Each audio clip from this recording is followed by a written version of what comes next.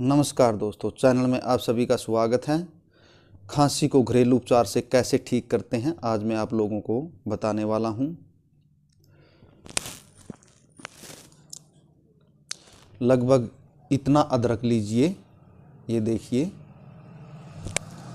और इतना सारा गुड़ लीजिए।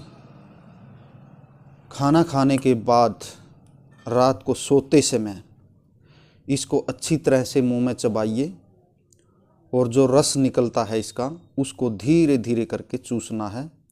एकदम से नहीं गुटकना, हल्का सा कड़वापन लगेगा, गुड़ के साथ थोड़ा मीठा हो जाएगा। और सुबह भी खाना खाने के बाद इसको लीजिए डेली। 3 से 4 दिन में आपकी खांसी ठीक हो जाएगी।